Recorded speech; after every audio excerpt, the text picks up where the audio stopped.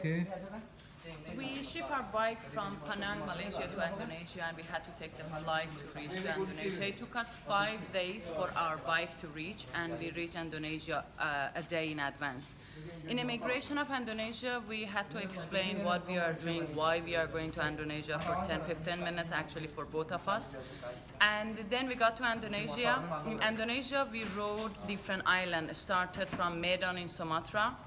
We call it never-ending Indonesia because we never even knew in the book, we never read on how long Indonesia is. Sumatra, and then Java, and then Bali. And usually people take 3 weeks to a month, but because we are in a shortage of time, we have to reach Australia before heavy winter. We did it in 2 weeks and we reached Bali. We did all the research to find out how to ship our bikes. Many people done it from East Timor in the last island. That means another 2-3 islands to go and reach there.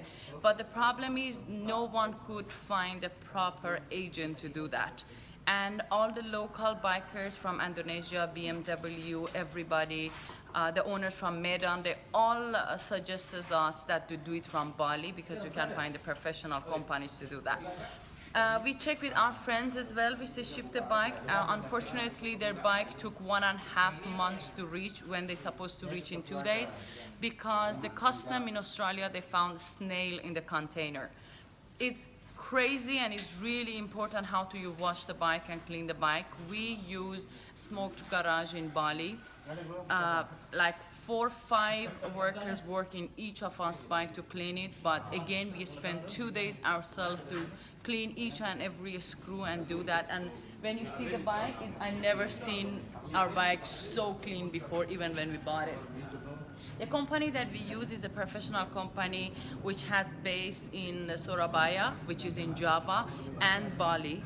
We drop our bikes and we are planning to fly the bikes to reach Australia as soon as possible, and our friends is trying to ship it.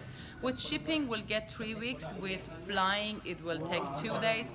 As of now, Cathay, the Cathay Pacific is the only flight which can take our bikes. Like the Qantas, AirAsia used to take flight before, but not anymore. They don't have permission at the moment. Maybe later on they have. Cathay will get the bike, send it to Hong Kong, from Hong Kong to Australia, and only can deliver it to Sydney and Melbourne.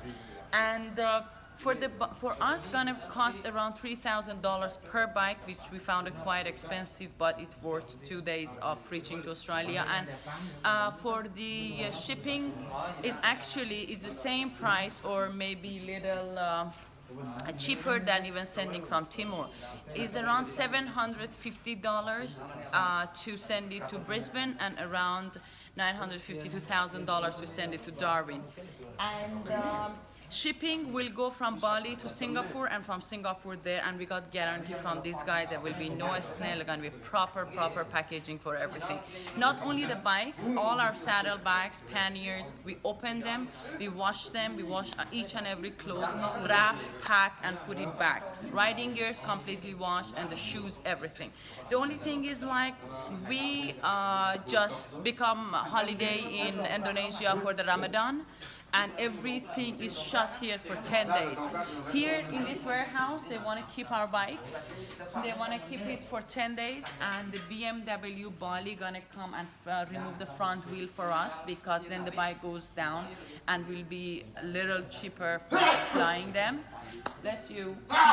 And then they're doing the measurement of making the boxes for the bike.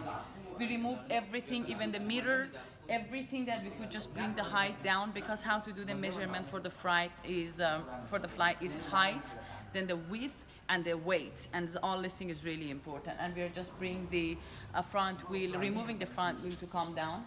By next 10 days, the bike hopefully will be handed over to the Cathay Pacific, and then they're gonna deliver it to Sydney in 2 days. And we are hoping we find a really nice custom officer to check our bikes, because we don't remember that we ever cleaned something in our life with so detailing and polishing and doing all the things. And hopefully our bike's gonna go through. We're gonna update you when we reach Australia Custom about exactly how we declare it. And one more thing, when you give in your bikes, you will give your carnet, you will give the copy of your passport, you will give the ticket that you are leaving from Indonesia, and then you submit the address in Australia and the telephone number. This is the only thing that you need.